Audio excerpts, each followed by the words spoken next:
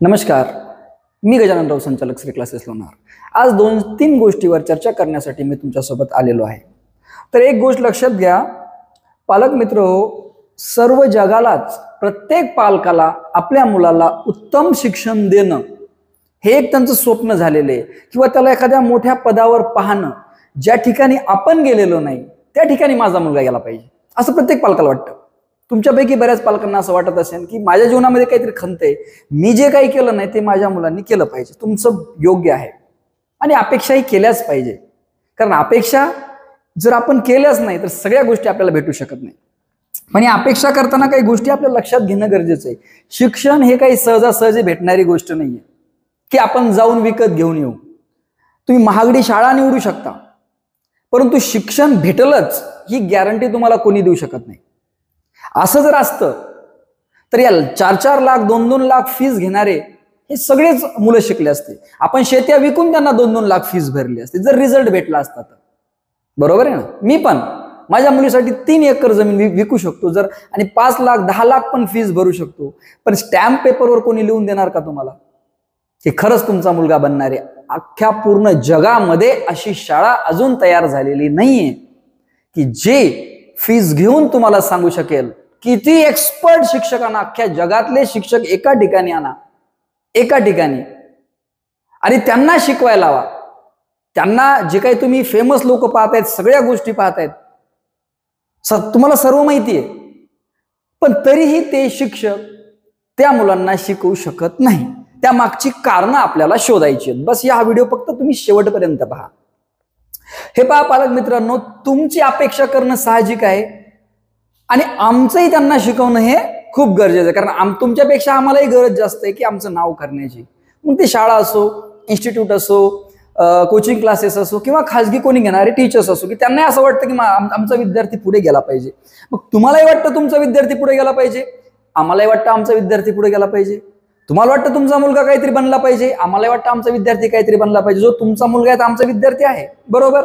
आणि दोघांचंही एकच ध्येय आहे. काय ध्येय आहे? की या मुलांमध्ये प्रगती घडवणं, हे आपलं एक ध्येय आहे. मला त्यासाठी मधात येणाऱ्या अडचणी ह्या कुठून येतात, कशा येतात, त्या 2-3 गोष्टीबद्दल मी तुम्हाला चर्चा करणार आहे. हे पहा मित्र, पालक मंडळी हो, आजकालच्या जीवनामध्ये काय झालेलं आहे की अपमान हा शब्द एक लक्षात घ्या. काय झालेला आहे?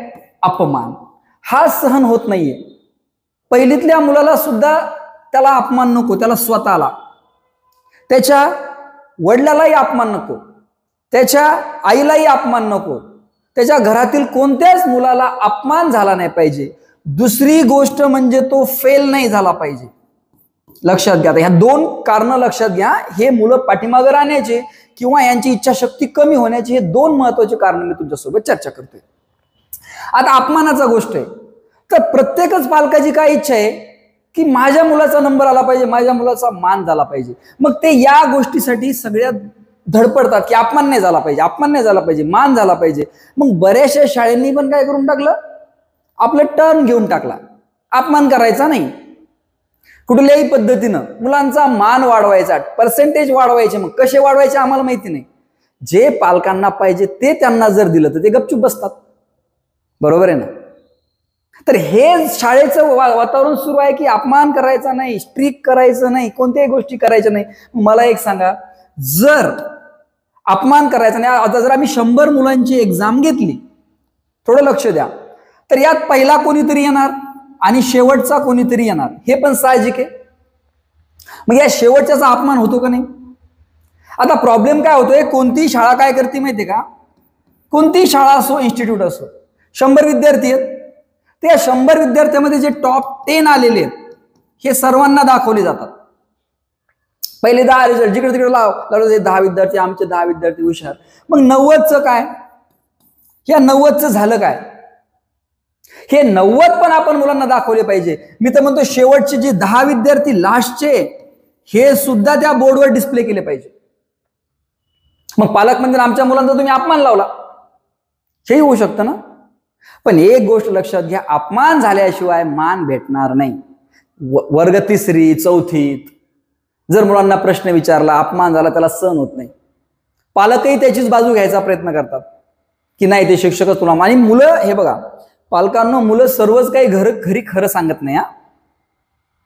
एक गोष्ट पहिले नोट करा, तुमची मुलं घरी सर्व काही सांगतच नाहीयेत. बऱ्याचशा गोष्टी ते चुकी सांगतात. त्याला जर थोडंसं आपण काही पाठांतर करायला सांगितलं, काही अभ्यास करायला सांगितलं, ते सांगतात मला सरचं समजत नाही, या सरला बरोबर शिकवता येत नाही. आपण काय करतो, घरी बसून बियास बरोबर आहे, आपण क्लास पुढच्या दिवशी बदलून टाकू. असं करता करता जेवढं त्याचं वय नाही तेवढ्या शाळा बदलून झाल्या, पण फरक काही पडला नाही. काही गोष्टी तुम्हाला लक्षात घ्याव्या लागतील. तर पहिले काय करावं लागेल विद्यार्थी मित्रांनो, मान अपमान हा बाजूला राहिला, ट्रेनिंगचा विषय. तर ट्रेनिंग देताना साहजिकच आम्ही जर 100 मुलांना प्रश्न विचारले किंवा 40 मुलांना प्रश्न विचारले, 4-5 जणांना जर ते आले नाही सोपे सोपे प्रश्न, तर त्यांना थोडंसं बोलणं हे आमचं काम आहे. बघा, दुसरी महत्वाची गोष्ट काय आहे की धाक पाहिजे. धाक कोणतेही काम करण्याचा. धाकाचे बी प्रकार आहेत. धाकाचे 2 प्रकार. एक आहे स्वतःचा धाक असतो. जसं तुम्ही उठता, काम करता, जसे पालक लोक आपल्या दुकानावर जातात, कोणी कामावर जातात, टिफिन बनवतात सकाळी मुलांसाठी, तो तुमचा स्वतःचा धाक आहे. आणि दुसरा धाक काय आहे, इतरांचा धाक. इतरांचा धाक. बघा, तुम्ही ज्यावेळेस घरी असतात त्यावेळेस मुलं पद्धतशीर वागतात, पद्धतशीर बोलतात, आणि तुम्ही का घराचं पाऊल बाहेर टाकलं की मुलं वेगळ्या पद्धतीने वागायला लागतात. तर मग ह्यांना पुन्हा एकदा सांगण्याचा प्रयत्न करतो की स्वतःचा धाक. 40 विद्यार्थी जर एका क्लासमध्ये, तर 10 मुलांना स्वतःचा धाक आहे, त्यांच्या स्वतःचा, त्यांच्याच इंटरनल आहे. हे निसर्गाचा नियम आहे. त्यांना कुठल्याही प्रकारे प्रेशरची गरज नाही. त्यांना अभ्यास करावी म्हणायची गरज नाही. आणि या 10 विद्यार्थ्यांच्या भरोश्यावरच सगळं चालू आहे. पण या बाकीच्या 30 विद्यार्थ्यांचं काय, ही गोष्ट सगळ्यात महत्वाची आहे की या 30 विद्यार्थ्यांना आपण काय करू शकतो. 30तले 20 पण ऍव्हरेज आहेत, मग राहिले सगळ्यात खालचे 10. बरोबर आहे. जर तुम्ही एखाद्या विषयाची ट्रेनिंग घ्यायला त्या शिक्षकाकडे पाठवलं, तर त्याला काहीतरी करू द्या. बरोबर, त्यांच्यामध्ये इंटरफिअर करणं हे खूप चुकीचं आहे. नाही तर मग तुम्ही त्या ठिकाणी पाठवूच नका. मी तुम्हाला नेहमी सांगतो, जर तुम्ही कुस्ती पैलवान बनवण्यासाठी जर तुमच्या मुलगाला पाठवलं आणि त्यांना सांगितलं की आता याला हरू देऊ नका, याचा अपमान होईल, त्याला असं बोलू नका, तर काय अशाने ट्रेनिंग होईल का? अशांत मुलं कधी यशस्वी होणार नाहीत. 2 गोष्टी आपल्याला पाहायच्या होत्या. पहिली गोष्ट पाहिजे होती अपमान, दुसरी गोष्ट पाहिजे फेल. आता फेल विषयी बोलतो 5 मिनिटं.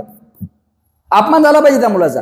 माझं काय म्हणणं आहे, त्याचा 10वीत अपमान झाल्यापेक्षा 8वीत झालेला बरं, 8वीत झाल्यापेक्षा 6वीत झालेला बरं. ते लोक विसरून जातात. मुलं लहान वय असतं, मनही कवळं असतं, अवयवही कवळे असतात, गोष्टी विसरून जातात आणि त्यातून सुधारतात.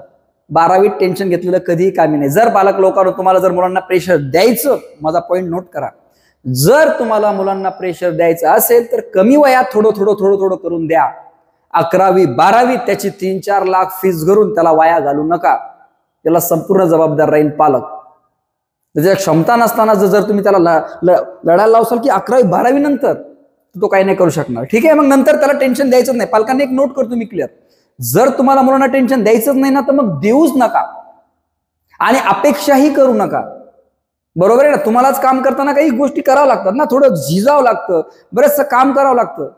सोपं नाहीये यश भेटणं. त्यासाठी खूप हिंमत मेहनत लागते. तर अपमान झाला पाहिजे, काही टेन्शन नाही. लहान मुलांचा अपमान होणं म्हणजे काही खूप मोठी गोष्ट नाही. ते मुलं विसरून जातात बघा, भांडणं करतात, विसरून जातात, ते बोलतात. त्यांच्यामध्ये पालकांनी त्या गोष्टी घुसू नका की तुझा अपमान झाला, तुला काय झालं. कोणाचा अपमान, कुणाचं मान येतं. उलट ज्यांनी अपमानाचा विचार केला नाही त्यांनी जीवनामध्ये खूप सारे नाव केलेले. रतन टाटाचा अपमान झालेला आहे, महात्मा गांधीजींचा अपमान झालेला आहे, डॉक्टर बाबासाहेब आंबेडकरांना तर विचार करा तुम्हाला काय काय त्यांच्यासोबत घडलं. शाळेत बसू दिलं नाही, शिकू दिलं नाही. मग का त्यांनी मान अपमान करत बसले? नाही करत बसले. आपल्या मुलालाही थोडंसं अपमान झाला चालतो, त्याला म्हणा बाबा तुझा कमी मार्क्स पडेल, तुला अपमान व्हायलाच पाहिजे, तू जाऊच नको तिथे. नाही तर आहे ना, ज्या ठिकाणी आपल्याला माहिती आहे आपला अपमान होता, त्या ठिकाणी जायचंच नाही ना. कशाला जायचं मग? पहा फेल. आता प्रत्येक पालकाला पाहिजे मला चांगले मार्क्स पडले पाहिजे. प्रत्येक मुलाला वाटतं मी फेल नाही झालो पाहिजे. मग शाळेवाल्यांनी सिस्टम लावला, नापास करू नका. बरोबर आहे, त्यांचं काय चुकलं? जशी डिमांड तसा सप्लाय. लोकांना काय पाहिजे? लोकांना भडकाऊ विधान आवडतात, लोकांना कॉमेडी आवडते, लोकांना एंटरटेनमेंट आवडतं. मग तसं बनवलं जातं. तुम्ही ज्याची मागणी करसाल ते तुम्हाला 100% भेटत असतं. मग पालकांनी मागणी केली मार्क जास्त पाहिजे, मार्क जास्त पाहिजे. मग ज्या विद्यार्थ्यांना आज जर तुम्हाला एक ओपन चॅलेंज करून सांगतो, तुम्ही 8वी 9वी 10वीच्या शाळेत जा, सायन्सचं पुस्तक घेऊन जा. अर्ध्या मुलांना सायन्सचं पुस्तक वाचता येत नाही. वाचलं तरी अर्थ समजत नाही त्याचं. मग 10वीपर्यंत काय शिक्षण चालू आहे, तुम्ही काय अपेक्षा करतायत? मग हे मुलं काहीच नाही करू शकत जीवनामध्ये. जर नॉलेज नसेल, बघा, ज्ञान असेल तर नोकरी लागेल, नोकरी लागली तर व्यवसाय करेल, व्यवसायाला लागलं तर जीवनामध्ये स्वतःचं घर काहीतरी सुधरवल आणि ज्ञानाच्या बरोबर काहीतरी स्वतःचं अस्तित्व तयार करेल. ते ज्ञान असेल तर. आणि फक्त जर त्याने डिग्री घेतलेली असेल तर तो काहीच करू शकत नाही जीवनामध्ये, जर त्याला नोकरी नाही लागली तर. आणि सरकारी नोकरी लागणार किती लोकांना, तुम्ही ह्याचा पण विचार करा. जर तो सरकारी नोकरी लागला तर त्याचा अपमान जीवन त्याला जगावं लागेल की आम्हाला काही जमत नाही, त्याला त्याचे कामही लोकांकडून करून घ्यावे लागते. ही गोष्ट लक्षात घ्या. तर फेल होणं खूप इम्पॉर्टंट आहे. जर तुम्हाला तुमच्या मुलाला पास झालेलं पाहायचं असेल तर त्याला फेल होलेलंही पहा, फेल झालेलंही पहा. त्याला जर तुम्हाला 90% अपेक्षा आहे तर 50% पण त्याचे पहा. त्याला काहीतरी करू द्या, फेल होऊ द्या. उलट ज्या ठिकाणी मुलांना कमी मार्क्स दिले जातात तर ते इन्स्टिट्यूट चांगले आहे, ते त्यांच्यामध्ये हिंमत आहे आपली मुलं दाखवण्याची. आणि ठीक आहे, एखाद्या डॉक्टरनी जर आपल्याला आपला रोग दाखवला तर मला तरी वाटतं आपल्याला राग नाही येत. सपोज मला डॉक्टरांनी दाखवला की तुमच्या किडनीमध्ये प्रॉब्लेम आहे, तुमच्या लिव्हरमध्ये प्रॉब्लेम आहे, हार्टमध्ये प्रॉब्लेम आहे, तर मला राग नाही यायला पाहिजे. ठीक आहे, थोडंसं वाईट वाटेल, पण लगेच उपाय पण कोण करणार आहे? डॉक्टरच करणार आहे. सो आम्ही जर काही चुका केल्या असतील किंवा काही मुलांना जाणून बुजून दाखवल्या असतील तर त्या दुरुस्त पण आम्हीच करणार आहे. आणि त्या वयातच त्या गोष्टी झाल्या पाहिजे. कोणत्या वयामध्ये? की जे वय त्याचं बनण्याचं आहे त्या वयामध्ये. नाहीतर 10वी, 11वी, 12वी एका वर्षा 2 वर्षामध्ये कुठल्याही प्रकारच्या क्षमता पूर्ण होणार नाही. या सर्व पालकांनी लक्षात घ्यावं. आणि जर तुम्हाला खरंच मुलगा शिकवायचा असेल तर सगळ्या गोष्टी अप्लाय करा. मान होऊ द्या, अपमान होऊ द्या, त्याची भीती जाऊ द्या. बरेचसे मुलं उभं राहून उत्तर देत नाही आज, भीती.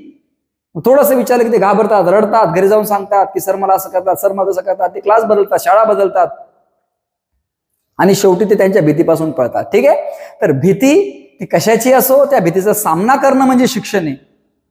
अपमानाची भीती असो, मानाची भीती असो, बघा, जो अपमान सहन करतो तोच तर मानाचा अधिकार आहे, त्यालाच मानाचा अधिकार आहे. निवडणुकीमध्ये सुद्धा एक लक्षात घ्या, निवडून येणारा सुद्धा त्याला पडण्याचे चान्सेस असतात. रात्रभर झोप नसते, त्या प्रेशर मधून त्याला जावं लागतं. तुम्हाला पण यश जर मिळवायचं असेल तर थोडंसं प्रेशर हँडल करावं लागेल. व्हिडिओ आवडला असेल तर लाईक करा आणि काही चुकलं असेल तर मला माफ करा. धन्यवाद.